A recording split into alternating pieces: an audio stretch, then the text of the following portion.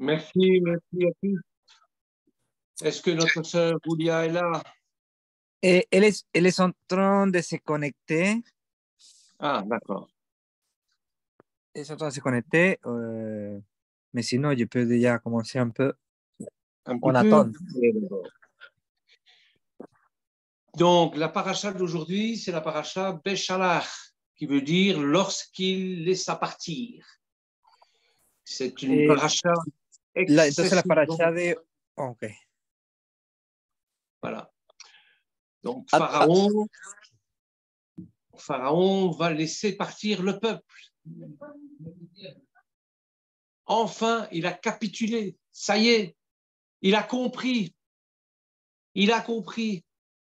Souvenez-vous, dans Vaïra, il a fallu 7 plaies pour contrecarrer les dieux égyptiens qui étaient des dieux puissants, soi-disant puissants, mais pas aussi puissants que l'Éternel, comme nous a chanté notre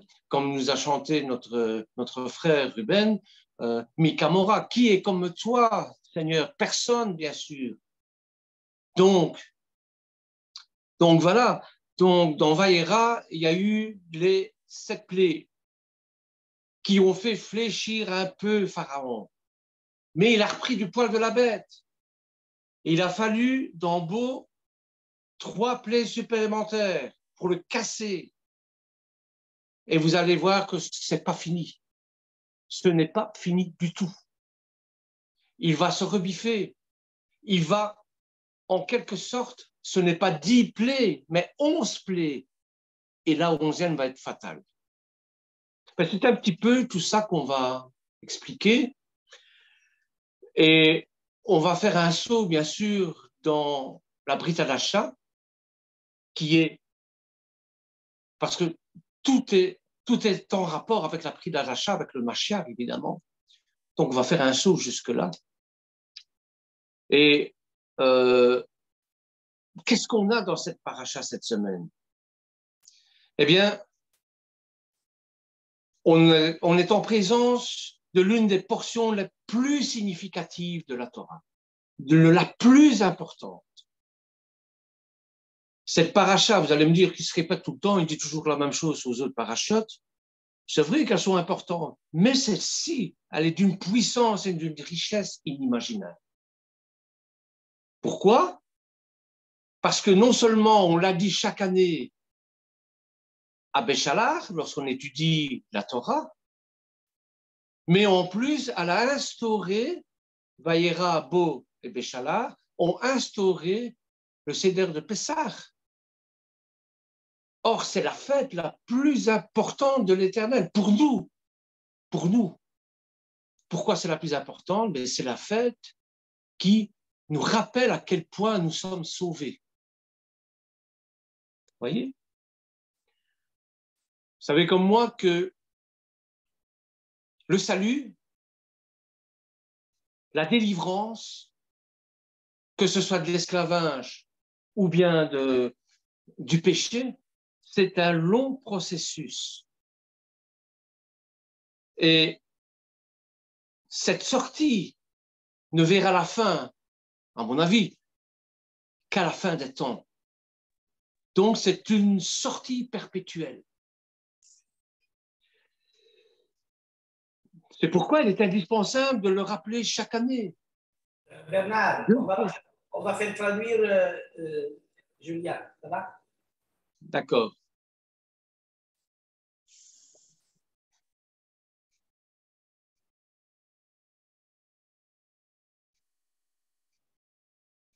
Bonjour. Oui, bonjour Julia. Voilà. Sans toi, nous étions perdus. Voilà. Donc, je répète un petit peu ce que j'ai dit. Béchalach, ça veut dire lorsqu'il laissa partir le peuple hébreu, bien sûr.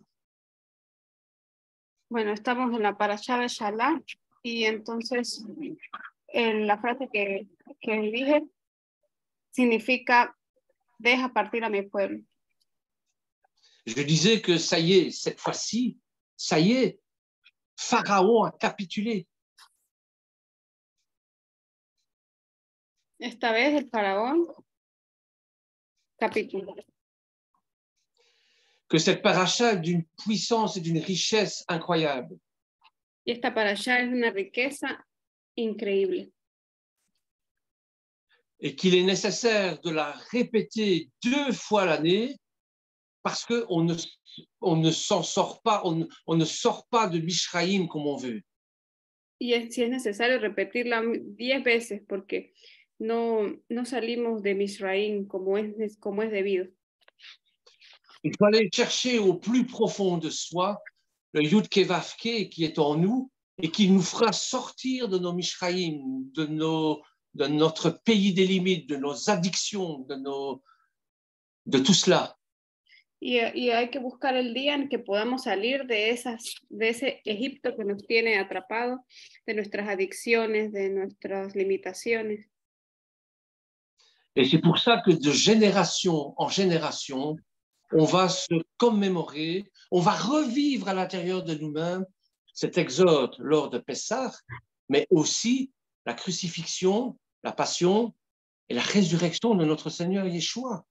Y es por eso que de generación en generación vamos a revivir esa pasión y resurrección de Yeshua, nuestro Mesías. Ça y est, les Hébreux, dans le passage précédent, ont entamé leur sortie d'Égypte. Los hebreos en el pasaje anterior comenzaron la salida de Egipto. Ils se dirigent vers l'est, le chemin vers Eretz Israël. Y se dirigen hacia el camino de Beretz Israel, la tierra de Israel. Ils sont nombreux, très nombreux. Son numerosos, muy numerosos. Une multitude. Una multitud. Erefrav, c'est l'expression en hébreu, Erefrav. Une multitude. Erefrav es la expresión en hebreo de una multitud. La Torah parle de 600 000 familles. La Torah habla de 600,000 familias. Mais bon, la tradition nous dit qu'il n'y a qu'un cinquième de la population hébraïque qui a voulu partir. Pero la Torah nos dice que solamente una quinta parte de la población quiso irse. Donc, vous voyez, c'est un événement impressionnant. Entonces, como se dan cuenta, es un evento impresionante. Imaginez-vous aujourd'hui tout un peuple qui quitte l'Égypte. Hein, alors, pourquoi pas faire un film? Et je vois le film Les 10 commandements avec Charlton Heston, là, lorsqu'il va ouvrir la mer Rouge, sa statue. Oh. Y una historia que amerita una película. Y bueno, yo he visto la película de un productor llamado Stone, que es magnífica y muestra cómo se abre el mar. Et comme je vous le disais, Pharaon ne sera pas totalement brisé par les 10 plaies. Y como les dije, el faraón no será completamente quebrantado con las 10 plagas. Il va falloir une 11e plaie. Sino que hará falta una 11ª plaga. Le coup de grâce. ¿De quoi? Le coup de grâce. El golpe de gracia. Voilà. Pourquoi je dis ça? Eh bien, parce que Pharaon a quand même les germes d'un orgueil démesuré en lui.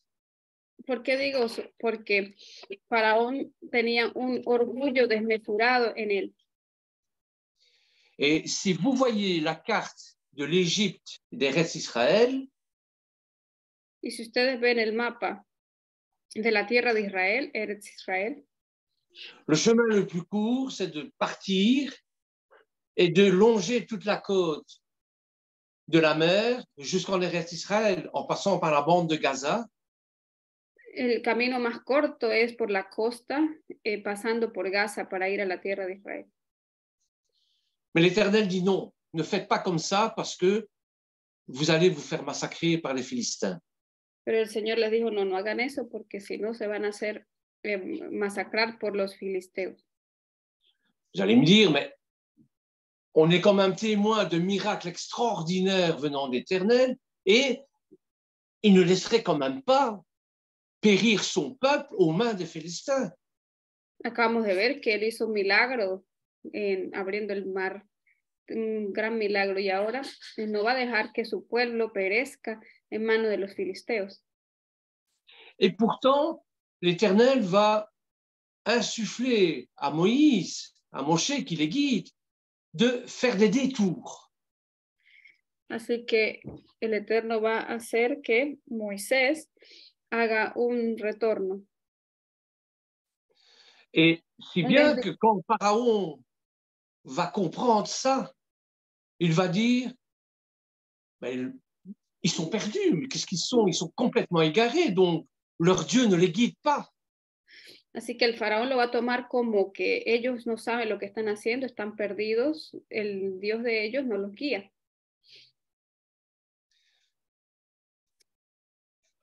Pourquoi l'Éternel agit comme ça?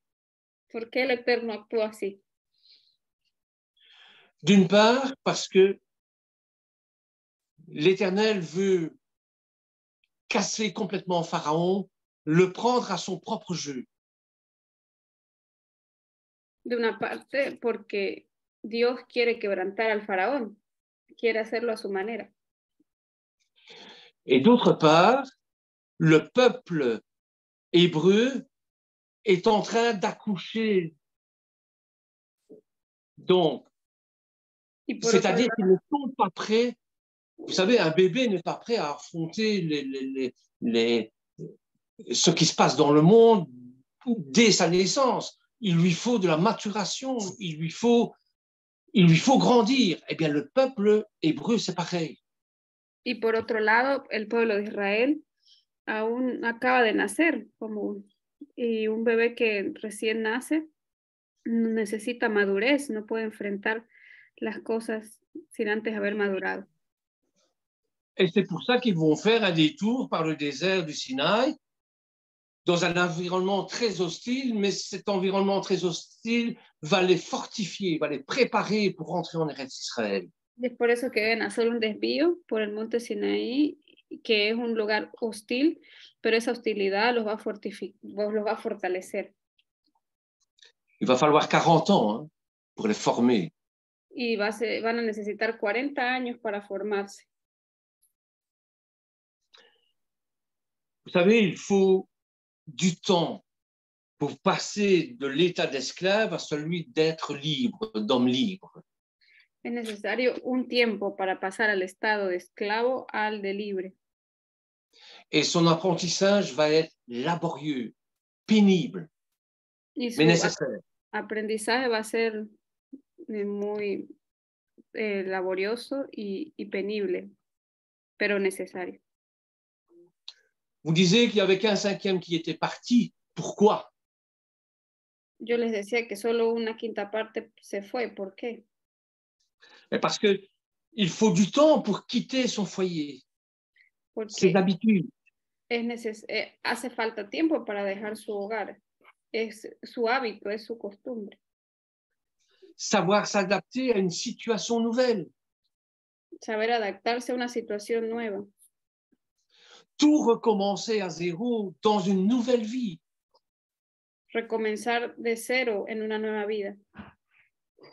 Et c'est pour ça que je dis que même à notre niveau, même si on est au Seigneur, eh bien, il nous faut du temps pour accéder à la vie éternelle aussi.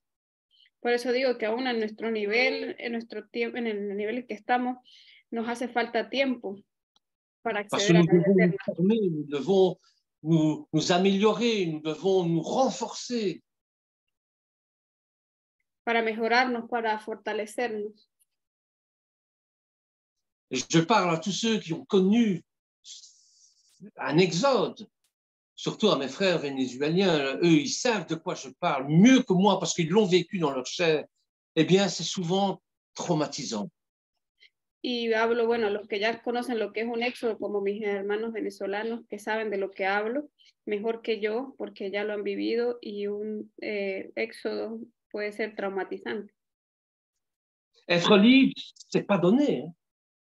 Ser libre no es así como la Ça como, s'acquiert, ça t'apprend, pues toma tiempo, ça donne des efforts. hay que esforzarse. Par conséquent, ce passage dans le désert était absolument indispensable afin de permettre la formation de la nation. Como consecuencia, su recorrido por el desierto era necesario con la finalidad de permitir la formación del pueblo. Et de noter également que malgré tous les miracles dont les Hébreux ont déjà été témoins en Égypte, Y para notar que a pesar de todos los milagros que ya se habían hecho en Egipto, eh bien, d'autres miracles sont encore à venir. otros milagros todavía iban a venir. Et le passage de Yam Souf, eh bien, le passage de Yam Souf, l'Aman, la révélation du Sinaï, malgré tout cela, les Hébreux vont continuer à se plaindre, à pleurer sur leur sort. Y a pesar de ese paso del monte Sinaí, al monte Sinaí los israelitas van a seguir quejándose. Alors, mettons-nous un peu dans la peau de Pharaon. Pongámonos un momento en el lugar de Faraón. Il voit ce peuple hébreu, son peuple d'esclaves, en train d'aller à gauche, à droite, on ne sait pas très bien où. Il se dit, ils se sont égarés.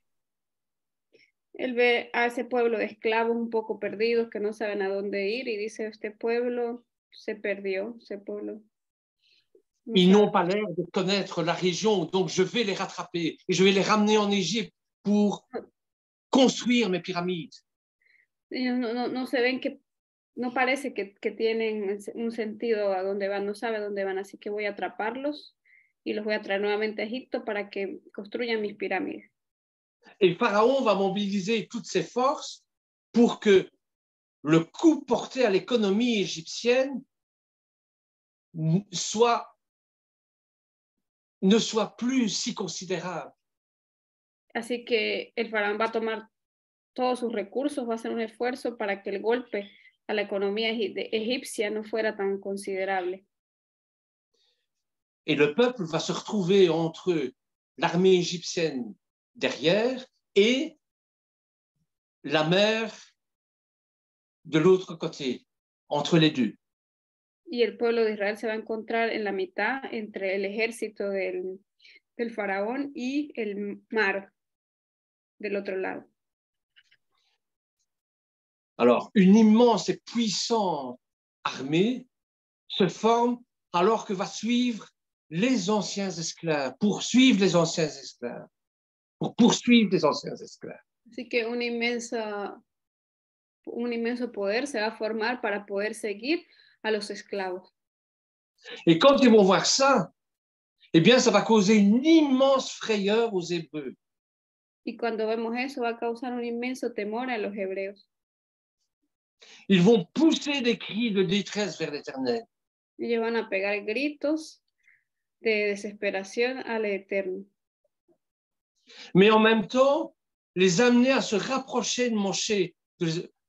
Mais en même temps, ça va les amener à reprocher à Moshe de les avoir fait quitter l'Égypte. Pero al mismo tiempo, eso los va a llevar a reprocharle a Moisés por haberlos hecho salir de Egipto.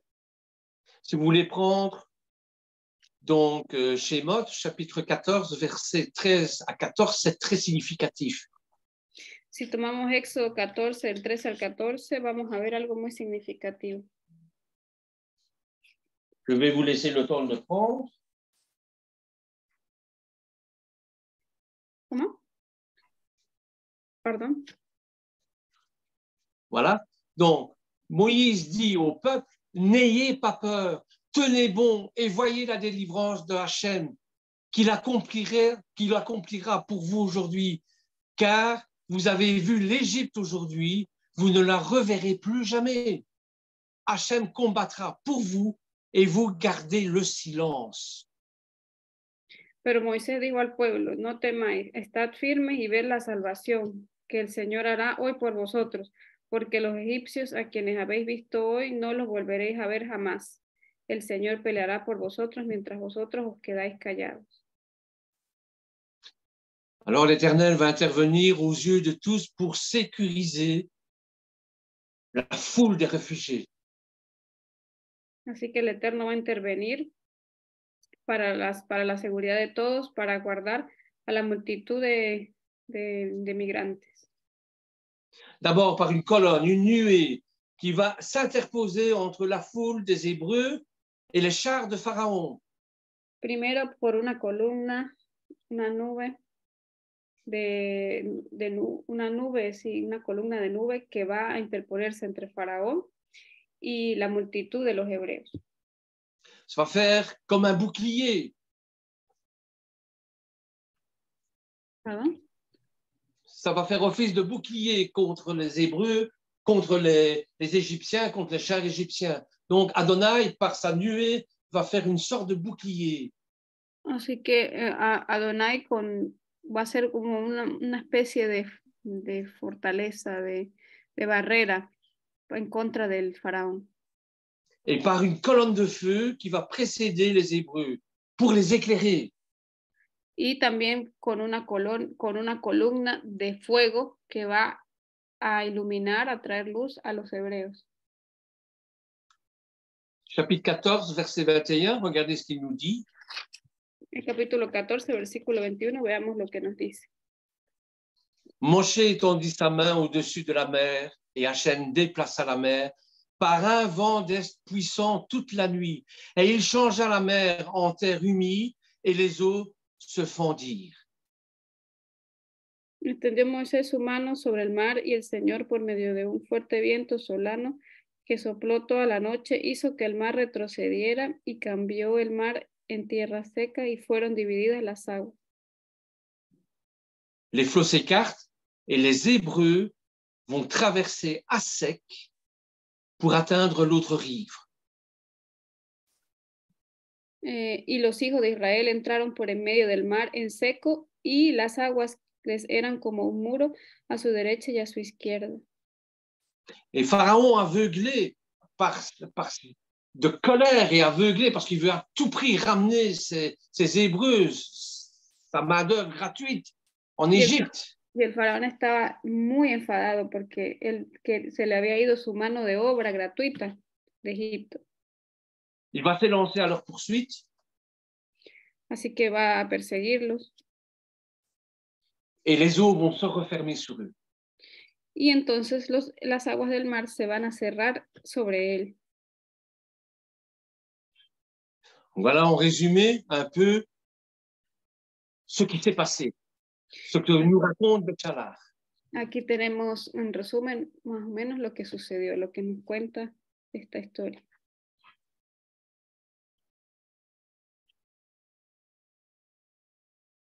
Et suite à ça, bien sûr, nous avons entendu.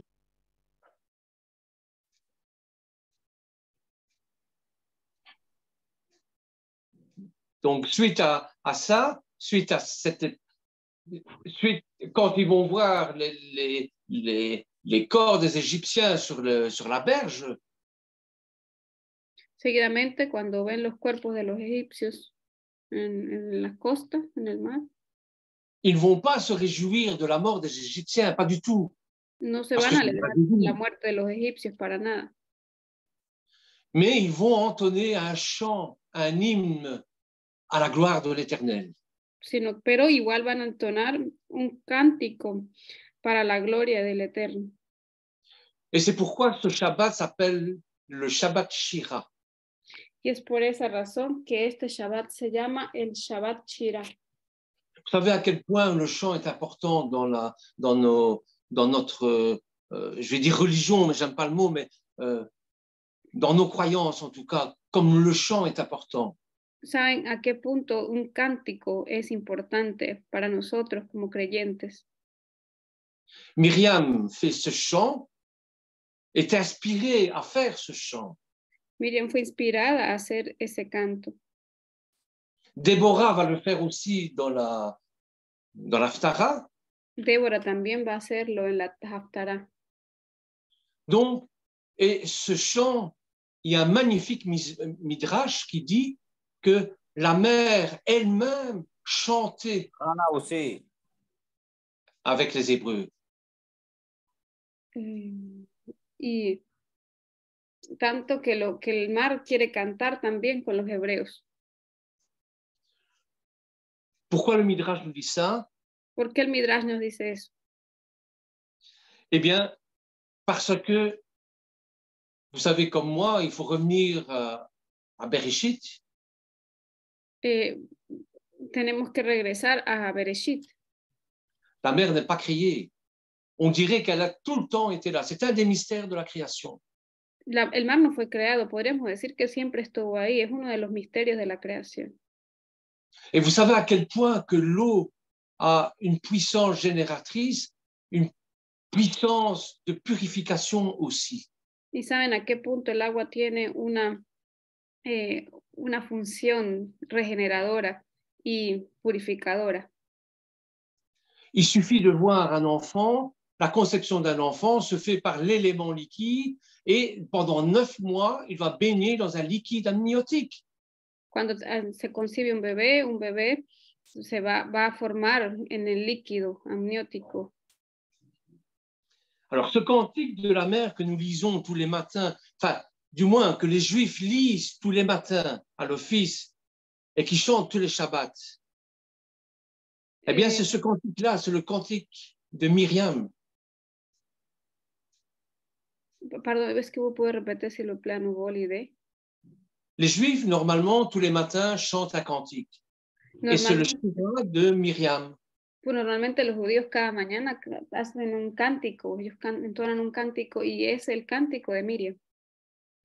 Et ils le chantent aussi à Shabbat, chaque fois. Y lo hacen también en Shabbat.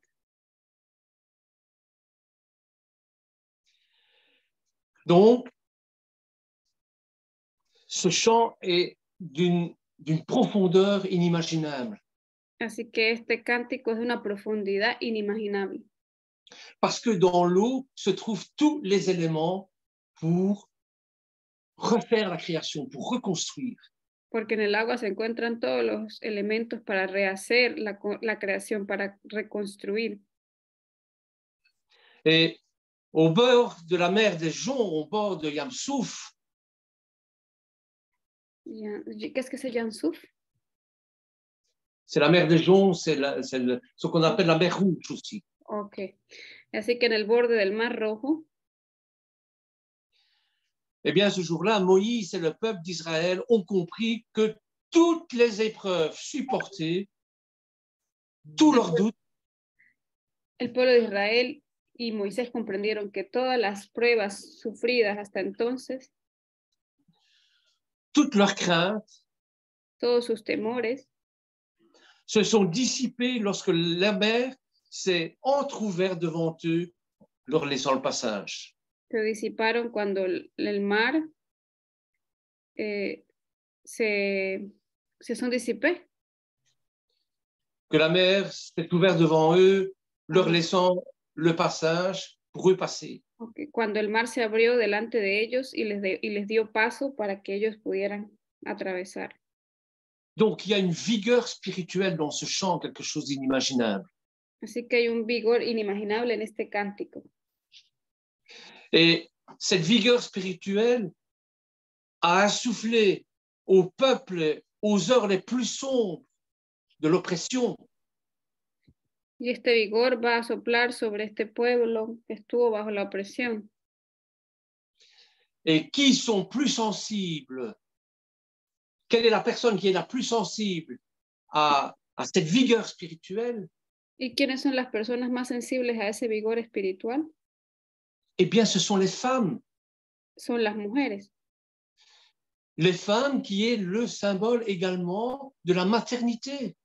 La mujer que es el símbolo igualmente de la maternidad. C'est en elle que se trouve aussi le liquide amniotique, hein, lorsqu'elles font des bébés.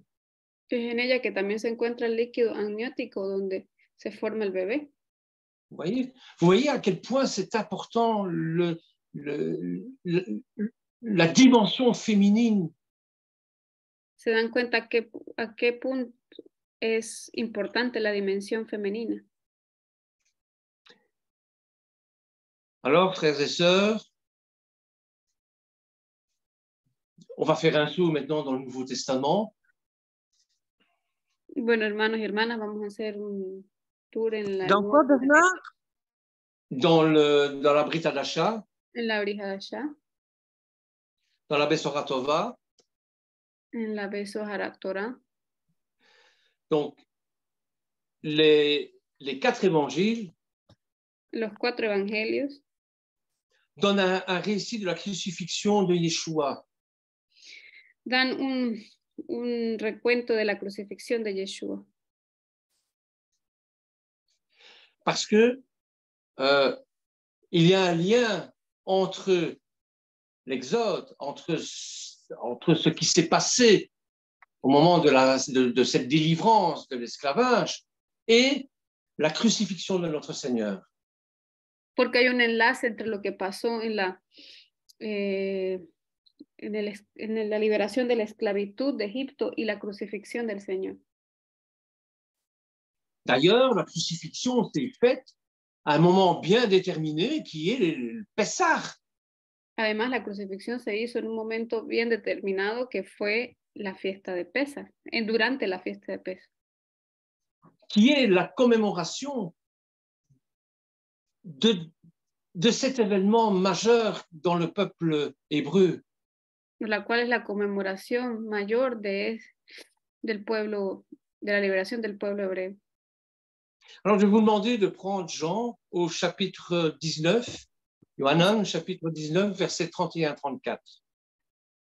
Así que les pido que busquen el libro de Juan, Yohanan, capítulo 19, verset 31 à 34. De versículo 31 al 34. Et on va essayer de comprendre les détails qui nous sont donnés là par rapport à ce que nous avons étudié, par rapport à ce que nous avons vu dans la paracha Beshalach. Y vamos a ver con respecto a lo que hace la comparación con respecto a lo que hemos estudiado en la parasha.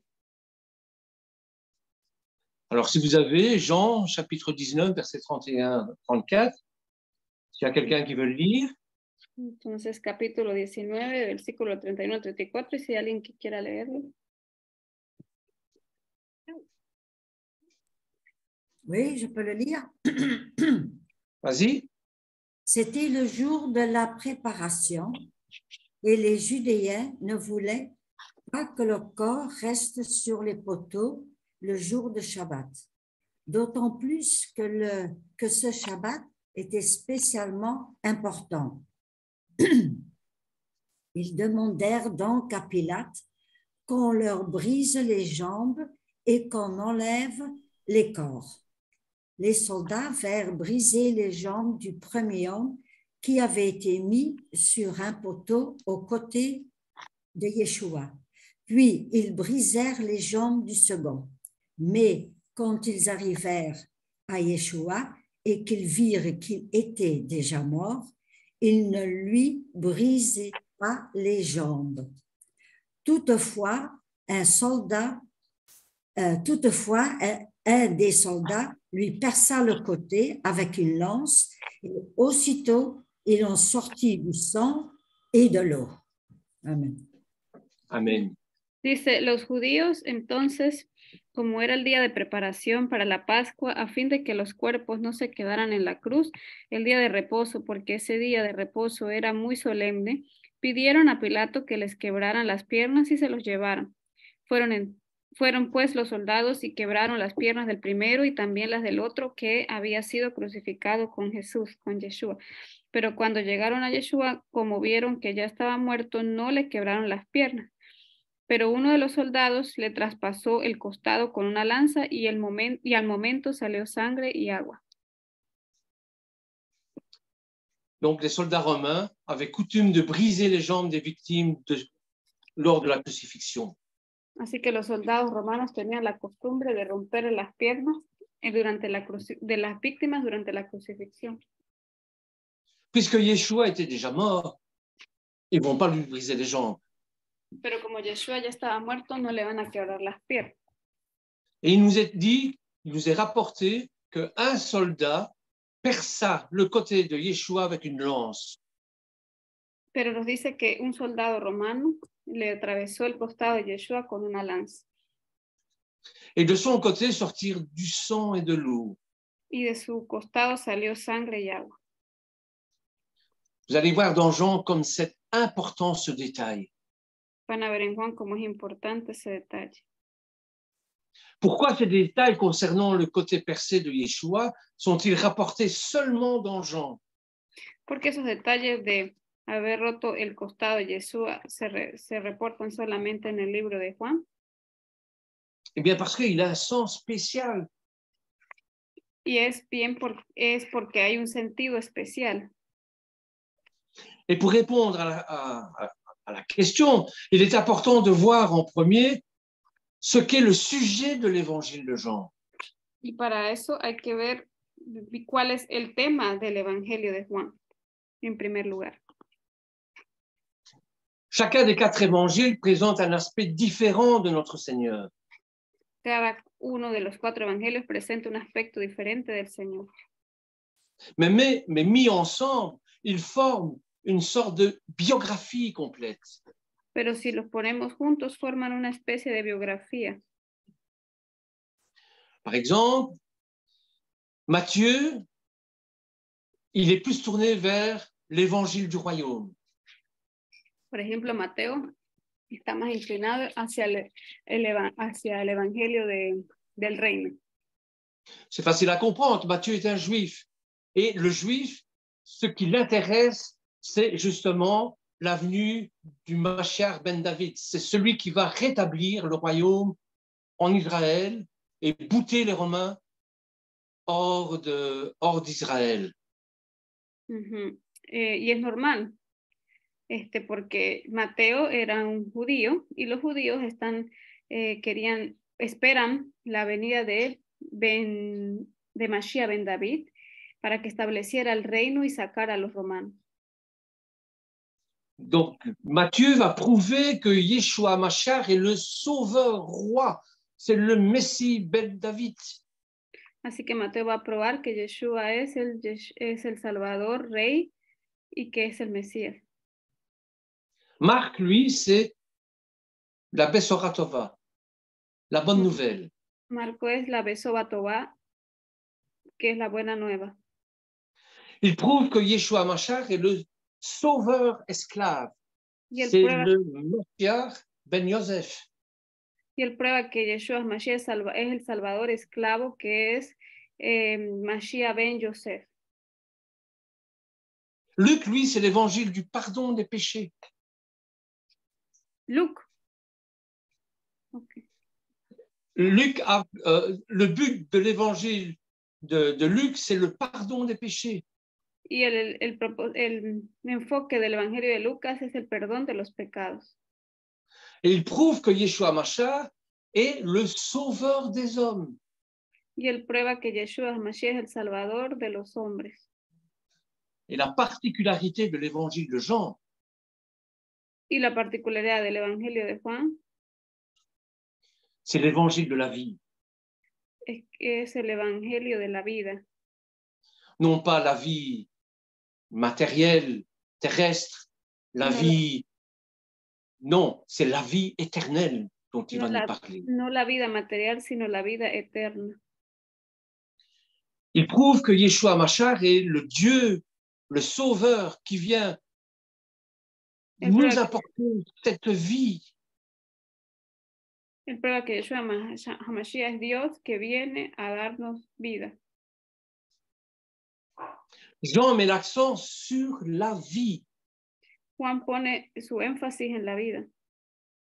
Et lorsque nous examinons les détails de la crucifixion de notre Seigneur, Y cuando examinamos los detalles de la crucifixión del Señor, il est important de garder en tête cette insistance sur la vie éternelle. es importante mantener en la cabeza la importancia de la vida eterna. Cette vie qui est à l'intérieur de l'eau. La vida que está en el interior del agua. Les réalités spirituelles sont profondes Porque las realidades espirituales son profundas et sont difficiles à comprendre. y son difíciles de comprender. Les gens utilisent des images, des signes, tout au long de son évangile pour nous aider à comprendre. Así que Juan utiliza imágenes, símbolos en el Evangelio para ayudarnos a comprender. Par exemple, dans Jean chapitre 1, verset 29, on ne va pas le prendre, hein, c'est pour vous montrer un exemple. Por ejemplo, en Juan capítulo 1, versículo 29, como un ejemplo, Jean le Baptiste dit à Yeshua, Juan el Bautista le dijo a Yeshua, voici l'agneau de Dieu qui enlève le péché du monde. he aquí el Cordero de Dios que quita el pecado del mundo. Nous savons que Yeshua n'est pas concrètement un agneau avec 4 pattes et un pelage lumineux. Sabemos que Yeshua no es concretamente un cordero con 4 patas, un animal. Toutefois, l'image de Yeshua comme agneau de Dieu nous montre quelque chose qui dépasse ce que les mots pourraient dire. Y la imagen de Yeshua como cordero nos muestra algo que sobrepasa lo que las palabras quieren decir. Et sans beaucoup d'explications, l'image ou encore le signe d'un agneau nous impressionne. Y el símbolo de cordero nos impresiona. Pourquoi? Parce que ça concerne la douceur. ¿Por qué? Porque concierne la ternura, La gentillesse, la gentileza, l'absence de péché. la ausencia de pecado. Or, c'est lui qui s'est livré pour nous en prenant nos péchés sur lui. Aquel que se entregaría por nosotros tomando el pecado sobre él. Jean utilise d'autres images hein, dans son récit. Juan utiliza otras imágenes también. Maintenant, revenons à l'image du sang et de l'eau. Volvamos a la imagen del agua y la sangre. L'eau qui représente en quelque sorte, qui est à comparer avec l'Exode, avec la libération des Hébreux. El agua que es comparada con el éxodo y la liberación de los hebreos. Alors voyons un peu, essayons un peu d'imaginer, de comprendre la réalité spirituelle du sang et de l'eau qui coule du côté percé du Seigneur. Tratemos de comprender la realidad espiritual del agua y de la sangre que corren del costado del Señor. Pour ça, bien sûr, on va s'aider de ce que nous connaissons dans les Écritures pour déchiffrer ce mystère, parce que c'est un mystère. Para eso vamos a ayudarnos de lo que está en las Escrituras para descifrar ese misterio. Donc, il y a 2 substances qui sortent, le sang et l'eau. Hay 2 sustancias que salen, que es la sangre y el agua. Le sang accomplit la rédemption. Il n'y a pas de pardon sans effusion de sang. La sangre representa la redención porque no hay redención de pecado sin sangre. Hébreux, chapitre 9, verset 22. Hebreos capítulo 29, versículo 22. Et pour l'institution de la cale du Seigneur, La institución de quoi? Pardon. et pour la construction de la cale du Seigneur, Y para la construcción de la cajal del Señor, on voit ça en Actes au chapitre 20, verset 28, par exemple. vemos en Hechos, Acte 28, verset. Actes chapitre 20, verset 28. Ajá, vemos el libro de Hechos, capítulo 20, versículo 28. L'eau, quant à elle, transmet la vie. El agua En cuanto a ella transmite la vida. Elle met fin à la mort aussi. Le pone fin a la muerte también. Jean chapitre 12, verset 24. Juan 12, versículo 24. Pourquoi faire? Mais pour construire la Kahal du Seigneur, d'Adonai.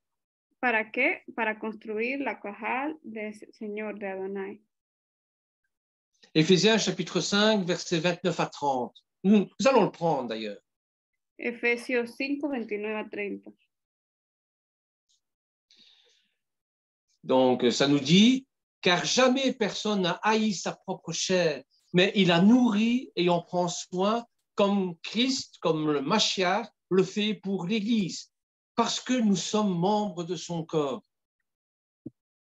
Efesios 5, 29, 14, 29 a 30, dice, porque nadie aborreció jamás su propio cuerpo, sino que lo sustenta y lo cuida, así como también Yeshua a la iglesia, porque somos miembros de su cuerpo. Donc, qu'est-ce que je comprends, moi, de tout ça? ¿Qué comprendo con esto?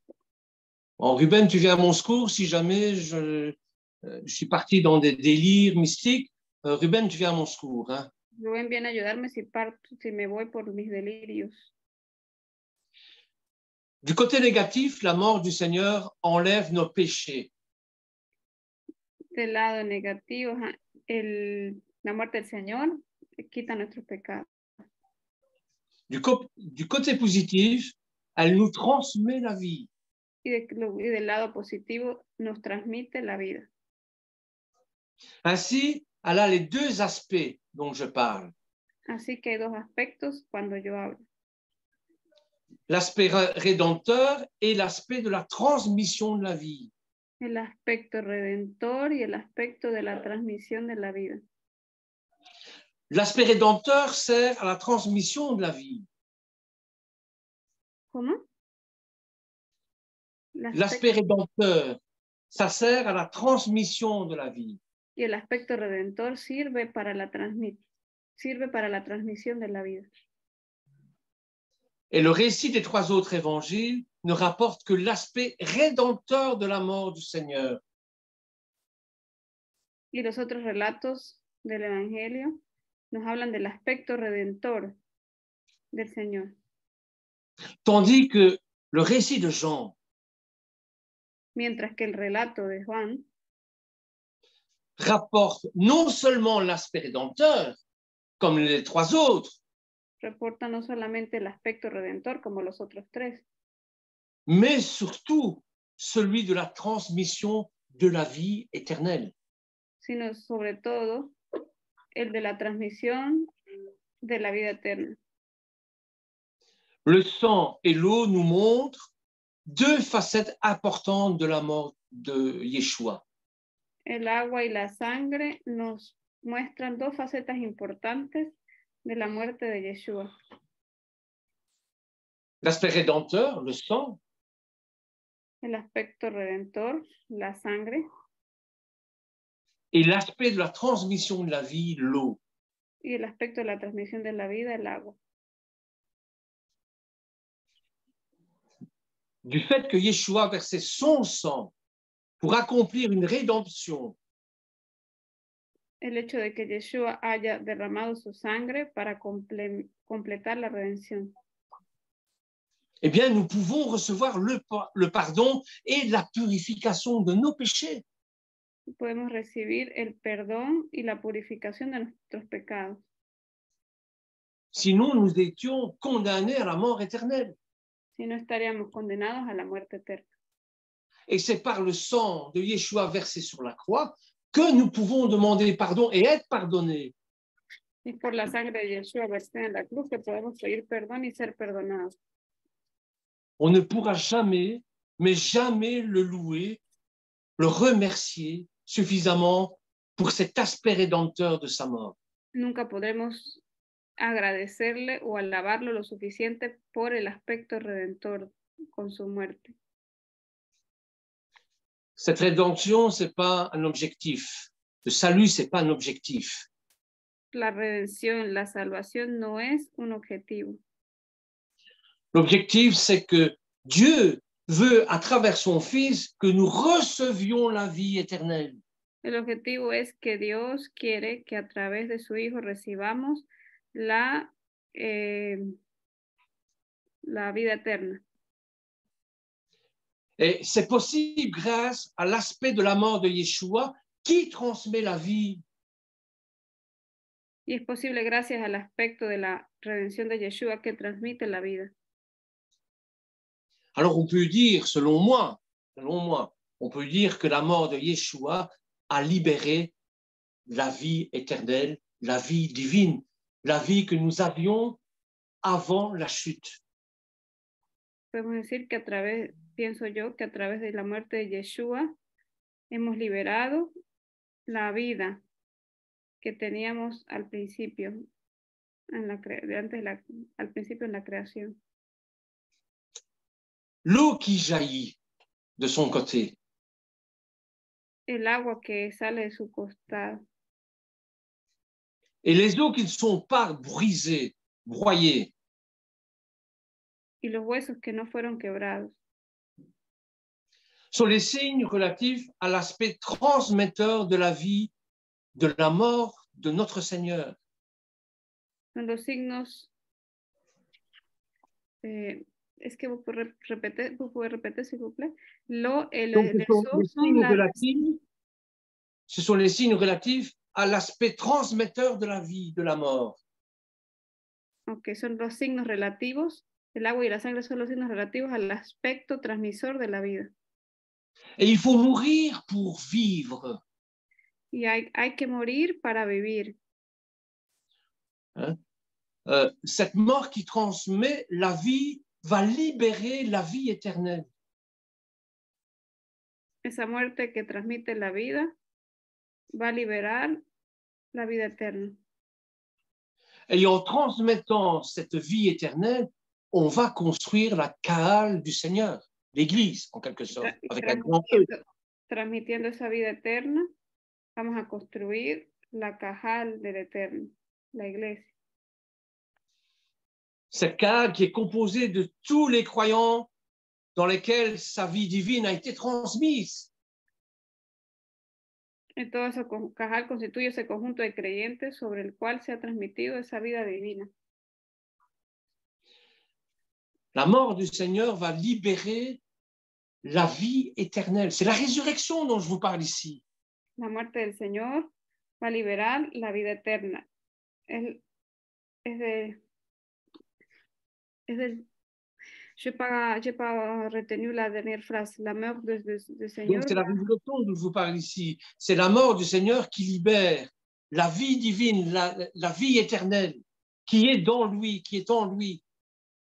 Es la vida eterna que está en él la que libera. Pour comprendre, on va lire Jean 12 au verset 24. Para comprender, vamos a leer Juan 12, versículo 24. Il nous dit ceci, Jean 12, chapitre 12, verset 24. En vérité, je vous le dis, si le grain de blé ne tombe en terre et ne meurt, il reste seul. Mais s'il meurt, il porte beaucoup de fruits. Juan capítulo 12, versículo 24 dice, en verdad os digo que si el grano de trigo no cae en tierra y muere, queda al solo, pero si muere, produce mucho fruto. Pour comprendre ce mystère pascal, para comprender este misterio, bien, nous devons avoir un point de comparaison. Debemos tener un punto de comparación. Et nous prenons ce point de comparaison dans la nature qui nous entoure. Y lo tomamos en la naturaleza que nos rodea. Et il faut que nous mourions à notre ancienne vie pour pouvoir embrasser une nouvelle vie. C'est ça aussi l'exode. Es muy necesario que muramos a nuestra antigua vida para que podamos tomar una nueva vida. Es como en el Éxodo. Avant sa crucifixion, antes de su crucifixión. Yeshua se compare à un grain de blé qui allait tomber en terre pour y mourir. Yeshua se compara como un grano de trigo que debe caer en tierra y morir. Un grain de blé est une semence à l'intérieur de laquelle se trouve une force vitale. Un grano de trigo es aquel que dentro del cual se encuentra una fuerza vital. Et tant que la graine reste entière, la vie est en elle et y reste, mais ne se développe pas. Mientras que el grano esté entero, la vida que hay dentro no se desarrolla. Elle doit tomber dans le sol et mourir pour que son enveloppe extérieure soit brisée et s'ouvre. Debe caer en la tierra para que su envoltura exterior se rompa. Ce n'est que de cette façon que la vie continue dans la semence peut être libérée pour porter du fruit. Y no es sino de esa manera que la vida continúa para que la semilla sea liberada y produzca fruto. C'est ainsi que cette vie se propage Es así que esa vida se propaga. et augmente, s'accroît. ¿Eh? Et que cette vie s'accroît, augmente. Y que esa vida crece o aumenta. De la même manière, le Fils de Dieu qui devient homme, qui s'incarne, De la misma manera, el Hijo de Dios que se vuelve hombre y se encarna. un homme de chair et de sang,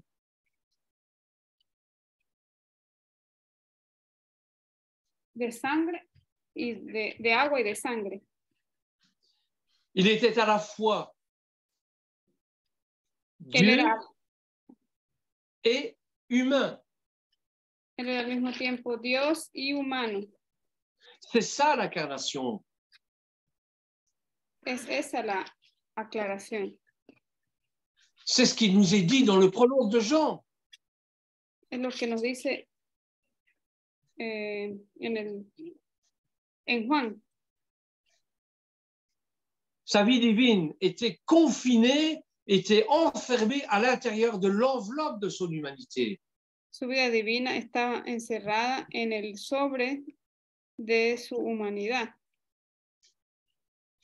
Or, Dieu voulait que nous recevions cette vie éternelle. Dios quería que recibiéramos esa vida eterna.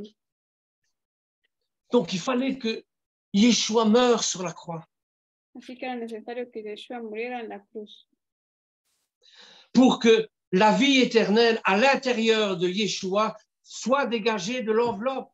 para que la vida eterna dentro del interior de Yeshua saliera del sobre.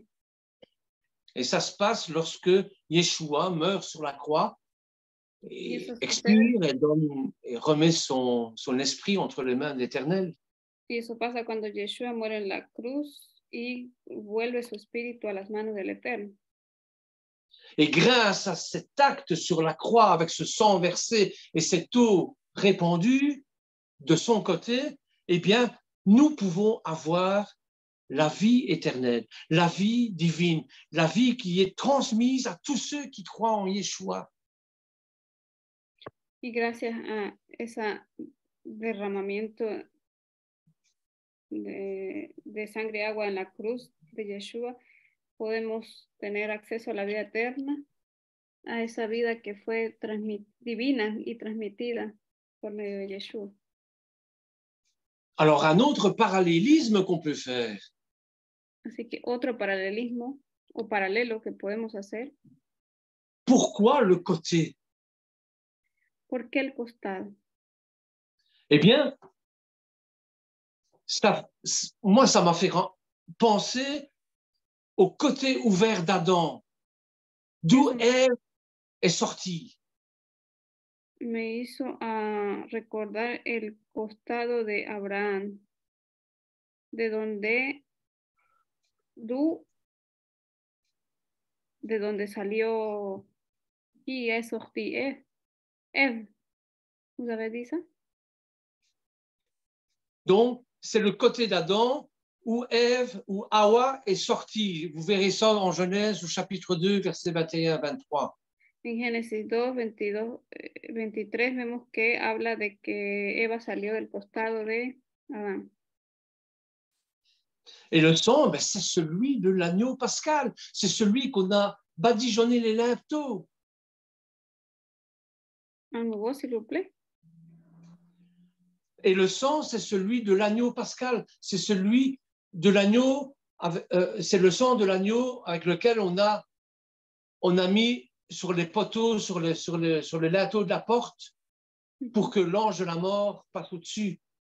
Y la sangre representa la sangre del Cordero Pascual, la cual se puso sobre las dinteles de las puertas para que el ángel de la muerte pasara por encima y no los tocara. Une préfiguration de ça, c'est lorsque Moshe frappe le rocher. Y una prefiguración de eso la vemos cuando Moisés golpea la roca. C'est l'eau qui sort du rocher frappé. Es el agua que sale de la roca golpeada. Exode, chapitre 17, verset 6.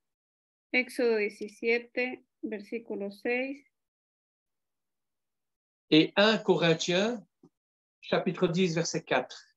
Et 1 Corintios 10, versículo 4. Le sang est une source de purification des péchés. Zacharie, chapitre 13, verset 1. La sangre es una fuente de purificación. Zacarías, verset. Chapitre 13, verset 1. Capítulo 13, versículo 1. Et l'eau devient la source de vie. Y el agua se vuelve la fuente de vida. Apocalypse, chapitre 21, verset 6. Apocalipsis, versículo 21, versículo 6. Capítulo 21, versículo 6. Regardez dans Zacharie, chapitre 13, verset 1, ce qu'il nous dit. En ce jour-là, une source sera ouverte pour la maison de David et les habitants de Jérusalem, pour le péché et pour la souillure. Miren lo que dice en Zacarías, capítulo 13, versículos 1. Aquel día habrá una fuente abierta para la casa de David y para los habitantes de Jerusalén para lavar el pecado y la impureza. L'eau qui est la source de vie, vous rencontrez ça dans le psaume au chapitre 36, verset 10, par exemple. Vamos a encontrar en el Salmo 36, versículo 10, que hablan del agua como la fuente de vida. Car avec toi est la source de la vie. Dans ta lumière, nous voyons la lumière. Dice, porque dirán, San Francis dice, Alors, Francis ou San Francis? Le psaume chapitre 36, verset 10. 36, 10. Je pense qu'il ne dit pas la même chose. Peut-être c'est autre. Je me suis peut-être trompé dans les références, hein, parce que... Ok, pero dice, no creo que sea la misma referencia, pero dice que, vous pouvez répéter le verset s'il vous plaît pour le dire. Donc, car avec toi est la source de la vie, dans ta lumière, nous voyons la lumière. En ti está la fuente de la vida y en tu luz veremos la luz. Donc, frères et sœurs, qu'est-ce qu'il nous est demandé? Il nous est demandé de continuer, de nous approcher de la source pour être purifiés en confessant nos péchés que nous commettons à l'Éternel, en reconnaissant que nous sommes pécheurs, leur demandant pardon. Entonces se nos pide que nos acerquemos a la luz y que reconozcamos los pecados delante de Él, reconozcamos que somos pecadores. Alors nous pouvons recevoir plus de vie éternelle en venant au Seigneur comme la source de vie pour le boire. Podemos recibir de la parte del Señor como el perdón como si fuera el agua que podemos beber. Je me réfère bien sûr à ce que Yeshua a dit, si vous ne buvez pas de mon sang, eh bien vous n'entrerez pas dans le royaume de Dieu. Et si vous ne mangez pas mon corps, eh bien vous n'entrerez pas non plus. Y me refiero a lo que dijo Yeshua cuando habló a sus discípulos diciendo, si no beben de mi sangre, no entrarán al reino de los cielos, si no comen de mi cuerpo, no serán parte del reino.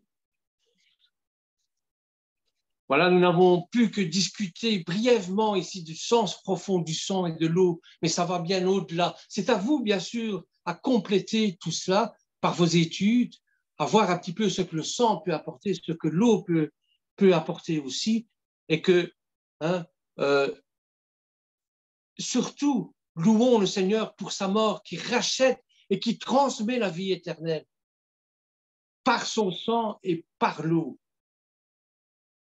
Ok, y bueno, ya les queda a ustedes profundizar aún más sobre el agua y la sangre, son con sus estudios, pero lo que tomamos aquí es que por la sangre y por el agua vamos a ver cómo se redime y se redime el pecado y se transmite la vida. Voilà, c'est pourquoi l'instauration du mémorial, notre frère Lionel nous l'a dit la fois dernière, l'instauration du mémorial de Pessah, de la Pâque, et du mémorial de Yeshua, faites ceci en mémoire de moi, est excessivement important. Es por eso que la instauración del memorial de Pesach y también cuando Yeshua dijo, hagan esto en mi nombre, es extremadamente importante. Et c'est là où Pessah et la résurrection se lient, sont intimement liés. Y es por eso que Pesach y la resurrección están íntimamente enlazados. Ce qui s'est passé à Yeshua, eh bien, ça s'est passé au moment de Pâques, qui est la commémoration de l'Exode.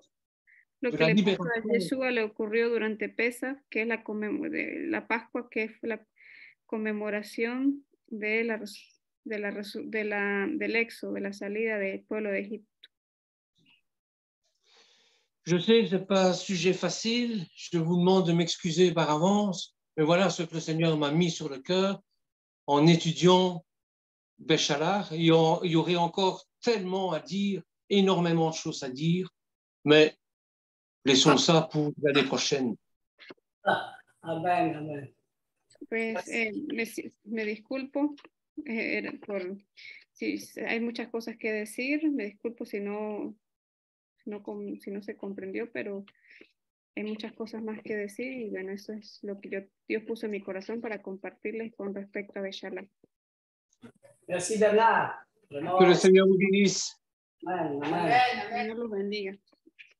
Alors, est-ce que je pourrais ajouter Bernard. Amen.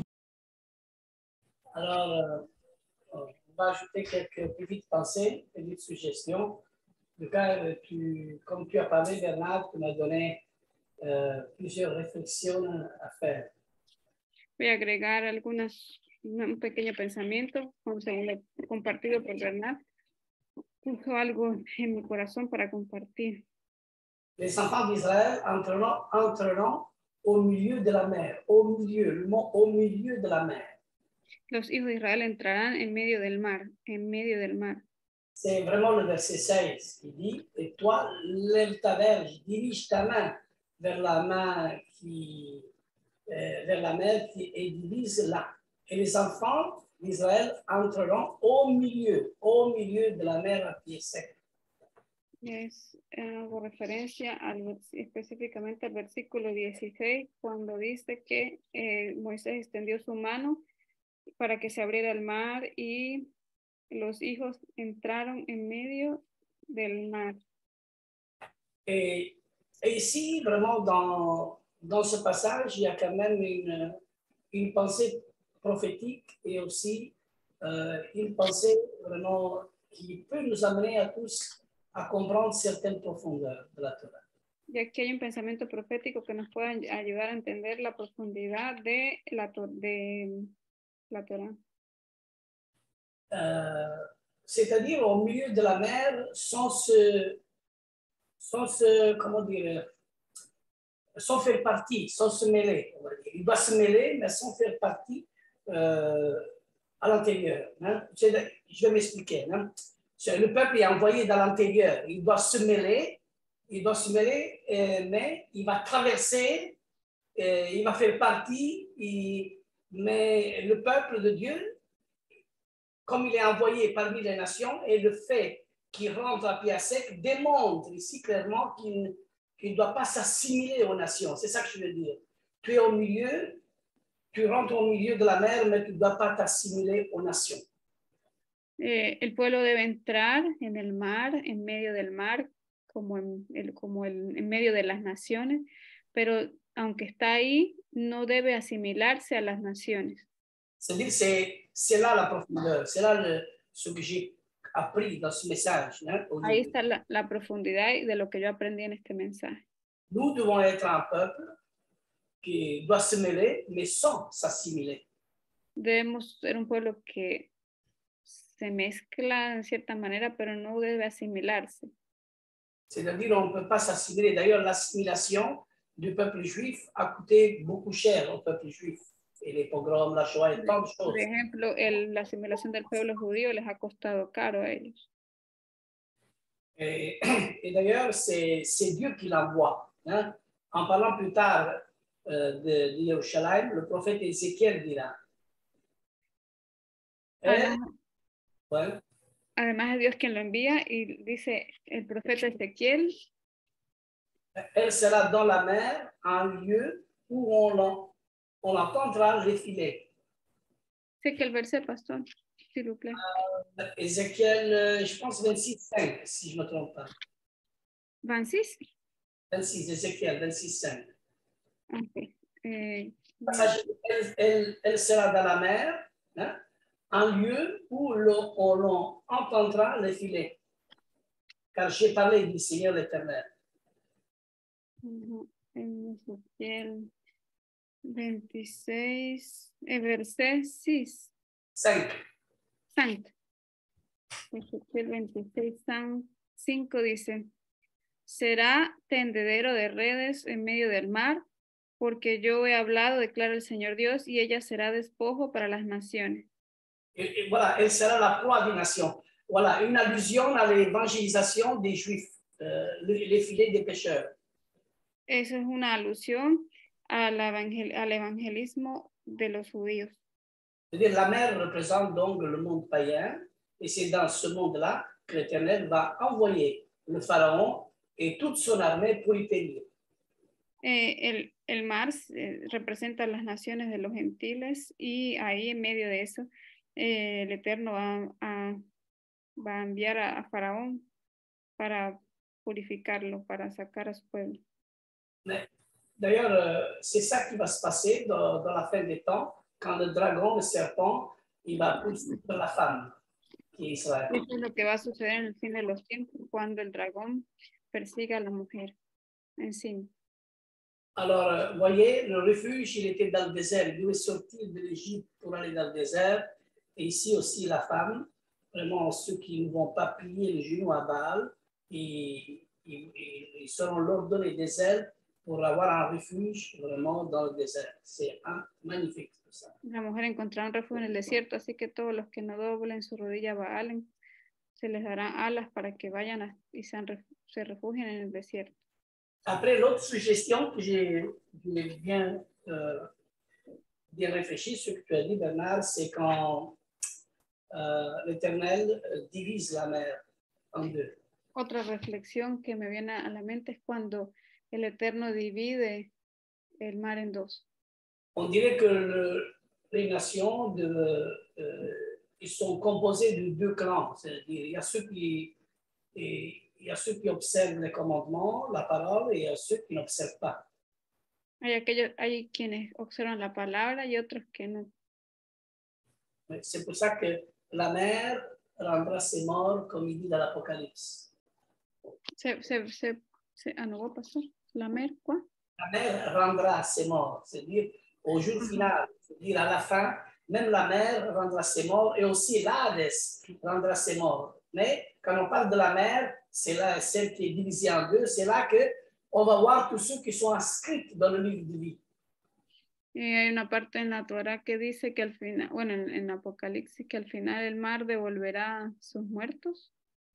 Y ahí es donde veremos todos los inscritos en el libro del Cordero. Voilà.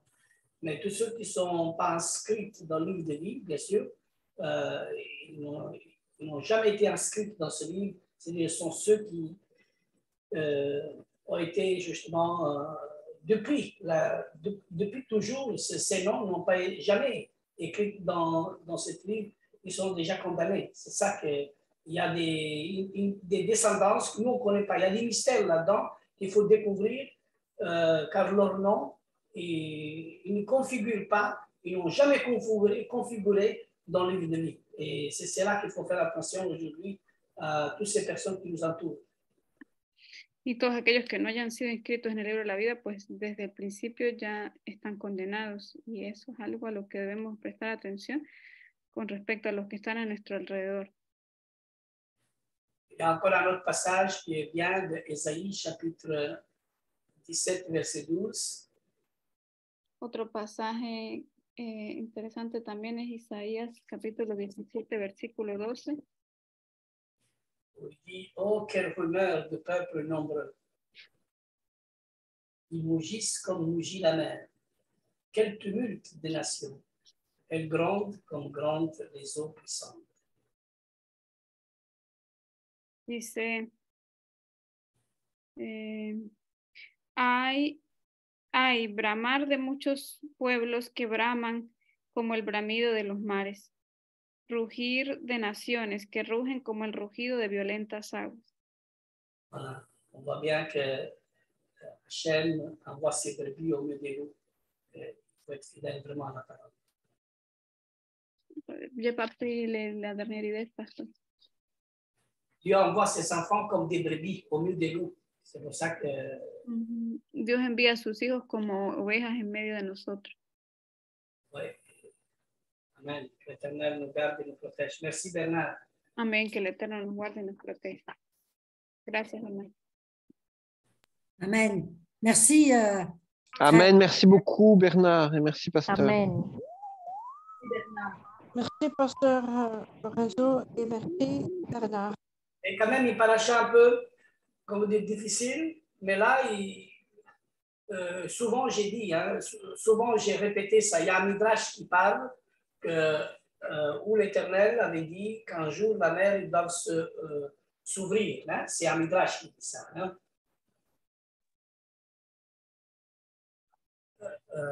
Julien. Sí, hay un midrash que dice que un día el mar se va a abrir.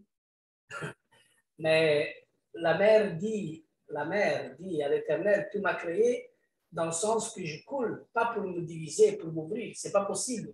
La mer ne peut pas s'ouvrir. Al Eterno que ella no había sido creada para dividirse, sino para poder correr. Mais l'Éternel dit à la mer, dans le Midrash, pero en el Midrash el Eterno le dijo al mar, il y a un peuple qui doit passer pour être dirigé jusqu'à la montagne pour recevoir la Torah. Hay un pueblo que debe pasar, atravesar el mar para ir hacia la montaña y recibir la Torah. C'est notre chemin, mes amis. Il faut traverser la mer. En nuestro camino, mis amigos, debemos atravesar el mar. Pour recevoir la Torah. Para recibir la Torah. C'est dans le désert qu'il y a la déclaration d'amour. Es en el desierto que está la declaración de amor. Jérémie chapitre 31, verset 3. Jeremías 31, versículo 3. Je t'aime dans l'amour éternel, c'est pour cela que je conserve ma bonté. Te amo con amor eterno, por tanto te prolongo mi bondad, mi misericordia. Le verset 2, il dit, le peuple qui a échappé au glaive de Pharaon, qui a échappé à la grande tribulation du dragon, il marche vers le désert. Alléluia. C'est quel verset le 2? Ça, c'est Jérémie. Je vais le chercher. Jérémie, normalement, c'est Jérémie, chapitre 31, verset 2. El 31, versículo 2 dice, Je vais le chercher. Jérémie, voilà. 31, voilà. Ainsi, 21 ou 31? 31, verset 2. Ainsi par l'Éternel, il a trouvé grâce dans le désert, le peuple de ceux qui ont échappé aux glaives. Israël marche vers son lieu de repos. C'est-à-dire, il y a les deux sens là, ici. Hein? Il y a ceux qui sont sortis de Pharaon, qui marchent vers le désert, le peuple qui ont échappé aux glaives de Pharaon. Et après, ici, dans les nations, celle qui va recevoir les ailes pour aller vers le désert et être protégée justement par l'antimachia qui va bientôt se présenter. Okay. Pastor, ici, le verset dit un peu différent. Il dit... Il a trouvé grâce dans le désert. Oui. Ok. Ok. Así dice el Señor, ha hallado gracia en el desierto el pueblo que escapó de la espada de Israel cuando iba en busca de su reposo. Voilà, c'est là le message, justement. C'est là le message, c'est-à-dire le peuple d'Israël échappe justement à Pharaon, hein, et il devait partir, hein, et pour partir, il faut se diriger vers le désert. Israel escapa al faraón y para irse tiene que dirigirse hacia el desierto. La mer, justement, qui était là, qui l'empêchait, Dieu l'a partagé en deux pour qu'il soit en direction vers la Torah. El mar que se le impedía fue dividido en dos para que pudieran caminar hacia la Torah. Et là, le verset 3 et 4, c'est bon. De loin, l'Éternel se montre à moi. Je t'aime dans l'amour éternel, c'est pourquoi je te conserve la bonté.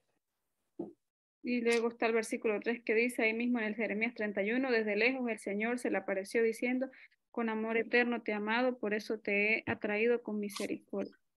Amen, amen.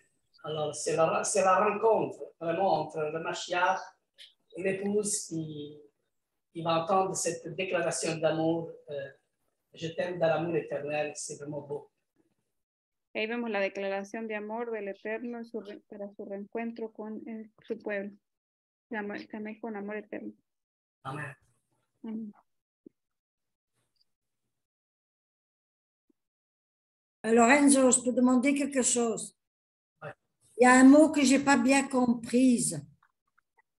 Est-ce que tu as dit maintenant une drache ou midrash? Un midrash. C'est dans le midrash, il y a beaucoup de midrash. Ah. Ok, merci. Midrash, hein? Midrash, oui. Il y a beaucoup de midrash. Bien sûr, moi je ne m'attache pas au midrash, mais il y a des choses qui sont très intéressantes, il faut lire.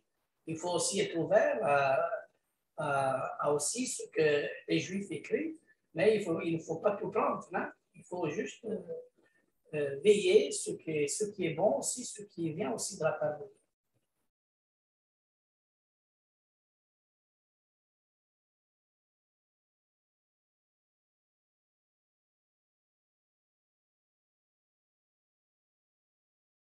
Alors, merci Bernard. On doit te dire c'est quoi la dernière? Merci Bernard et Julia aussi pour traduire, toujours un bon travail. Julia, merci beaucoup Julia aussi. Julia. Alors, la dernière, c'est qu'on aime tous Julia et Bernard. Oh, c'est comme ça. Oui, parce qu'il me semble que vous oubliez souvent Julia. Ruben, il faudra que tu regardes à ça, hein, parce que c'est pas normal ça qu'on oublie Julia.